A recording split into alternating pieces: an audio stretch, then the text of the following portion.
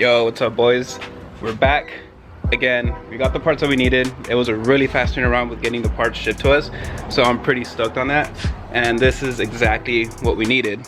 We got here the BMR adjustable motor mounts. I got these in red just because I feel like it looks sick. And all we gotta do now is just take off the old mounts and put them back in. I was looking at the install instructions and they look like it'd be pretty straightforward, but it does look very time consuming. They say 2 to 3 hours if you don't have headers. I got headers, so it might take a little longer. But basically all we have to do is just unbolt the old mounts and put the new ones on. I know, it sounds very simple. It sounds a little too good to be true, especially when whatever we're doing with this freaking car is always a pain in the ass. But looking in here, so we have a bolt that goes underneath through the subframe. We have 2 of these right here, which I believe are 18s. One right here, one right there, and then the big one in the middle. And I believe after removing that, we have to lift the motor up from the oil pan is what they recommend doing, and then we just slide it out and put the new one back in. I'm really curious as to how long this is going to take, but I have to remove these headers anyways because I got new manifold gaskets. And that's the driver's side. I'm kind of worried about the passenger side. They said the passenger side is a little bit easier, but I don't see how it could be because I have a mess over here. I don't even know where my mount is on this side because there's so much crap in the way. So this project does seem pretty straightforward.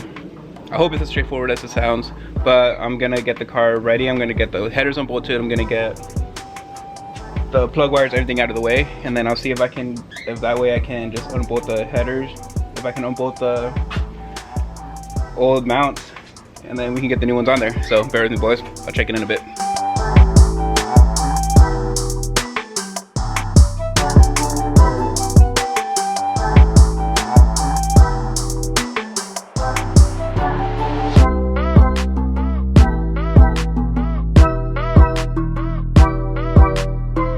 I got the driver's side disassembled, and now that I'm looking at it, I think I do need to remove the actual header, which I did not want to do because I remember this side being a pain in the ass to take off.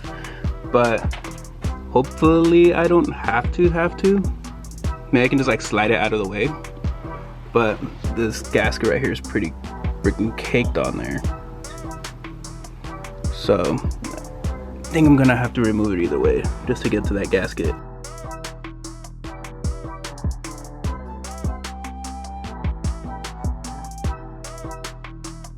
Alright, we got the headers off of the car. I didn't want to do the passenger side, but it looked like I had to do it since it was really in the way. The passenger side is a lot more tighter than the driver's side.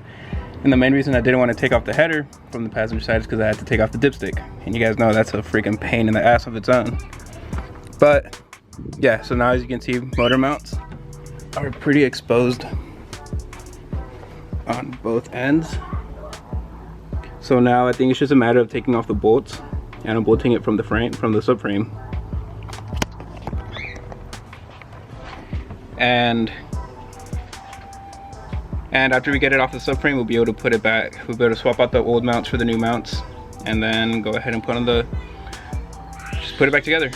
Sounds a lot easier said than done, but I mean, we got this far, so I'm pretty sure we can keep going. You know, I want to give a special shout out to these GM engineers who decided it'd be such a great freaking idea to put these bolts for the brackets on the motor mount in the exact position where they did. This has been a pain in the ass to do, but I was able to get the passenger side out, which I was really stoked on, that I didn't have to take out the bracket completely, because it was just a pain in the ass. I was gonna have to take off the starter to get up to one of the bolts from the bracket, and yeah, all I did was unbolt it from the bracket, unbolt it from the subframe, lift up the motor, and I was able to just barely slide it out and get the clearance that I needed. The driver's side on this side, I'm having a little bit more trouble with. This one, I mean, I don't have to get it out of the, I don't have to move anything to get the bracket out. It's just a pain to get to that back bolt back there. and I know putting it back on is going to be even more of a pain, so I'm trying to see if there's a way that I can avoid doing that. By doing on the other side, I just had to lift up the motor a tiny bit more, but I don't think I have that room anymore to lift up the motor. Looks like I'm pretty much tapped on my clearance here.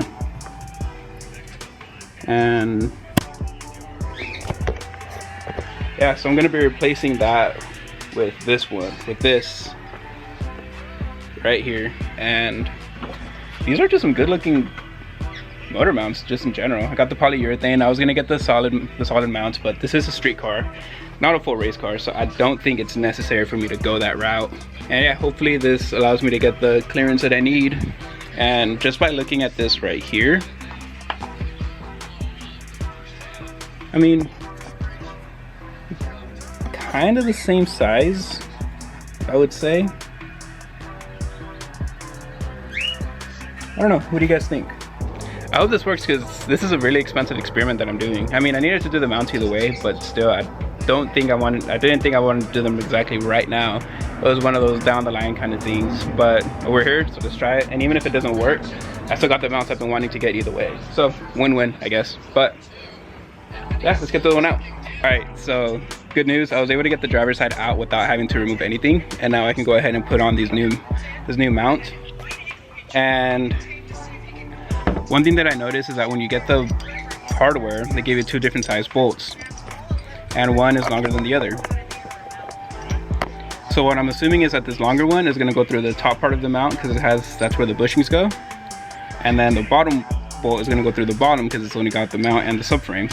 So I'm going to go ahead and try that, and I hope I can get the clearance that I need so I can finally just throw this damn thing on there and get the car started. So I'll check in with you guys in a bit. I'm gonna go ahead and get this thing started, and hopefully it works.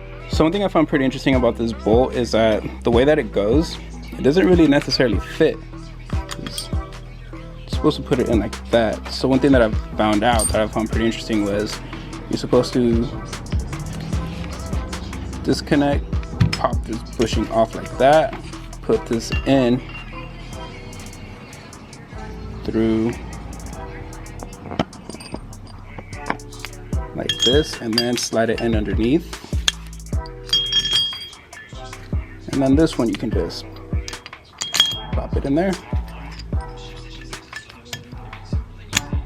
and there you go.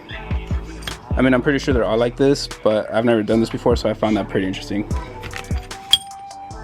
Yo, so it worked. Doing the motor mounts worked. I'm so freaking stoked, dude. If you look at it right here, it is a perfect fit. Now, it is very close, very close. When I did the mounts, at first I did them twice. The first time I did them, the manifold still didn't fit, and I was very confused as to why, until I realized this is the metal spacer that they were talking about. By removing this, it did give me that 1/4 inch to 1/2 inch clearance that I needed. Now it is still a very tight squeeze, and I'm hoping that once I bolt down everything together, you know, I get that perfect fit that I'm looking for. But for now, I mean, it's got the job done. I just need to torque everything down and let the motor really settle down, and then have the manifold actually fit. But that's gonna do it for today. I got the information that I wanted, it worked, and I'll see you guys in the next video when we get the manifold bolted down and they get the car started. Peace out, guys. Take it easy.